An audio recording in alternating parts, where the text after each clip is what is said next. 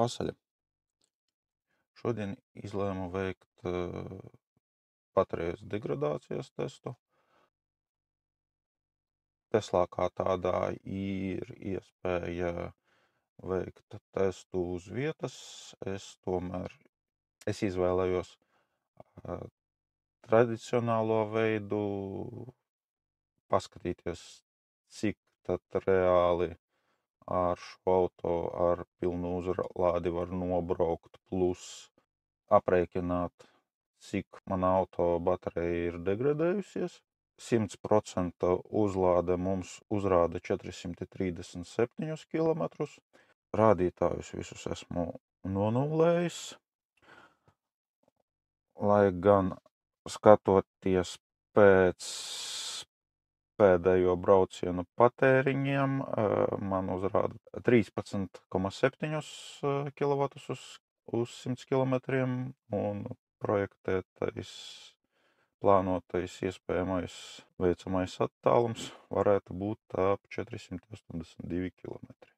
Plānots braukšu Rīgas virzienā, ceļš bez apdzīvotām vietām, līdz Rīgai ir aptuveni 200 km, un tad skatīsimies.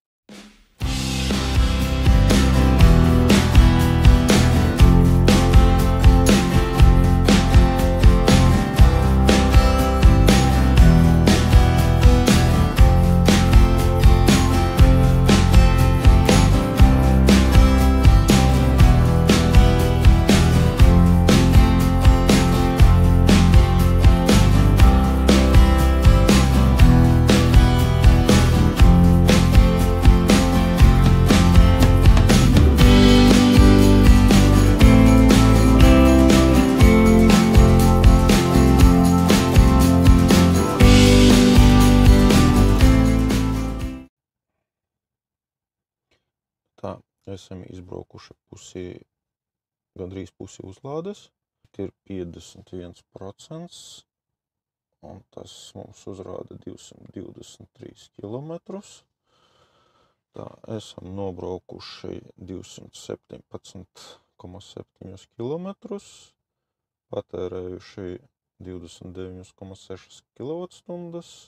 Nedēļas mūsu patēriņš bija 13,5 kWh uz 100 km. Šobrīd nolēmām iebraukt Spicē, uzēst, un tad dosimies tālāk. Spice, kā mana testa starppunkts, netika izvēlēts nejauši, jo šajā dienā šeit notika nelielas elektriskiem auto veltīts pasākums. Varēja iepazīties arī ar Latvijas e-auto 2025-2026 dalībniekiem, kā arī veikt nelielus testa braucienus. Piebraucu, lai apskatīties klātienē vienu vietu, kādi ir tie Latvijas e-auto konkursa dalībnieki. Ar dažiem veicu arī testa braucienus. Protams, neviļus sanāk salīdzināt ar to, ko zini vislabāk. Ir lietas, kas gandrīz 6-gadīgam auto realizēts labāk, ir arī lietas, kas šajos auto ir labākas un ērtākas, gan komforta, gan tehnoloģiju jautājumā. Bet ar 11 minūšu izbraucienu, protams, ir par maz, lai saprastu, cik auto ir labs vai atbilst potenciālā lietotāja vajadzībām. Arī konsultanti nevienmēr zina par auto esošām ekstrām vai iespējām ieslēgt tās vai atslēgt. Izbrīnīja tas, ka viena pedāļa braukšana, kas bija tā ekstra, kas man ļoti iepatikās pirmo reizi braucot ar elektroauto, daļai testēt auto bija izslēgta. Konsultants teica, ka vairumam braucēju nepatīkot. Labprāt jebkuru elektroauto paņemtu ilgākam testam. Tad varētu spriest, cik tas labs vai slikts salīdzinājumā ar citiem elektroauto. Moments, ko piefiksēju, auto dizaina tendence. Es to sauktu par kluču dizainu, kā klucīši kantē. Aicinātu arī šādus pasākumus apmeklēt elektroauto skeptiķi. Pat ja sakāt, ka elektroauto nepriekš jums, vienkārši tāpat paņemiet iepatikušos auto un nobrauciet 11 km pa pilsētu ārpus tās. Sarunāt ar konsultantu un pamēģināt veikt uzlādi. Vienkārši bez maksas. Lai tas būs kā vilnis, to jau rādīs laiks. Bet skaidrs, ka ietekme un tas produkts, kas nāk no Ķīnas tirgus, ir spēcīgs, ilgspējīgs un noteikti atstās savu iespēju. Vai šī dienas pasākums, pabeidzot mūsu īso sarunu, šāds e-auto dienas notikums pie Spicas ir, tavuprāt, vērtīgs, vajadzīgs, kad cilvēkiem, piedodiet, neko speciāli nedomāju, slikti cilvēkiem parastajiem?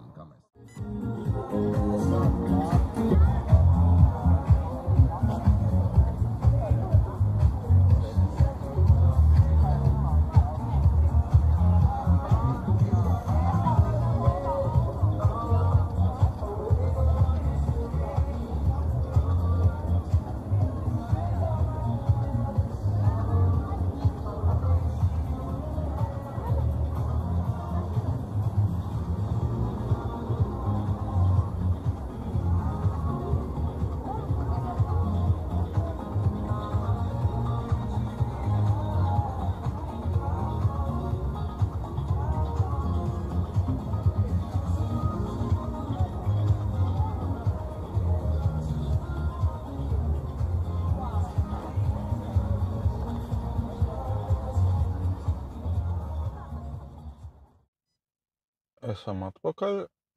Uzlāde mums ir 50%, jo, kamēr stāvējām, Centremote un saziņā ar mobīlo aplikāciju noveda mums 0,7%.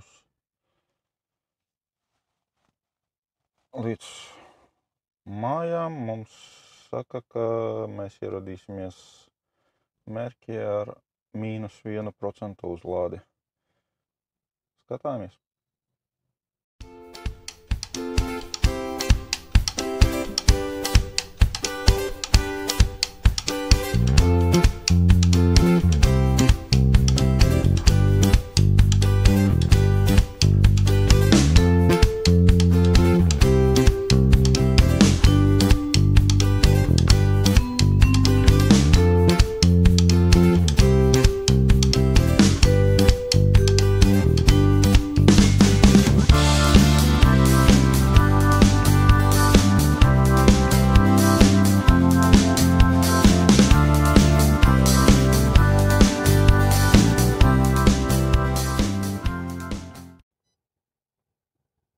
Esam mājās ar 1% uzlāde, kas dod mums 6 kilometrus. No Spicas esam nobraukuši 218,5 kilometrus, patērējuši 30,5 kWh, braukuši 2 stundas 43 minūtes. Un vidējais patēriņš mums bija 13,9 kWh uz 100 km. Un kopā mēs nobraucām 436 km, iztērējām 60 kWh, vidējo patēriņus 13. Esam mājās ar 1% uzlāde, kas dod mums 6 kilometrus.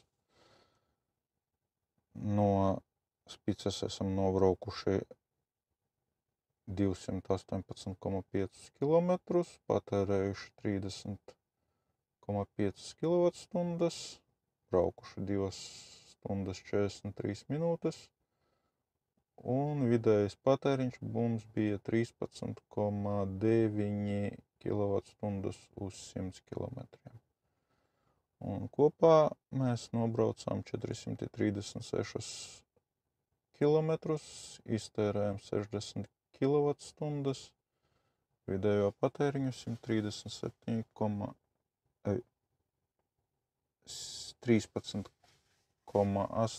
kWh uz 100 km. Kopā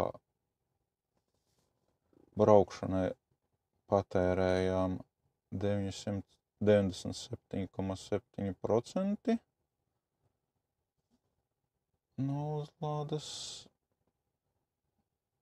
Stāvēšanas laikā patērējām 0,7%. procenti.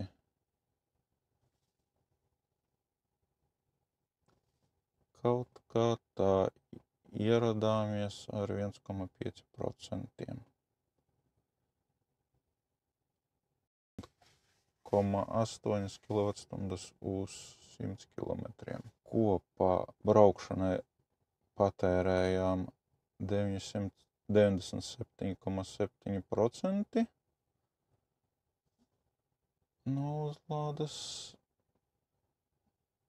Stāvēšanas laikā patērējām 0,7%.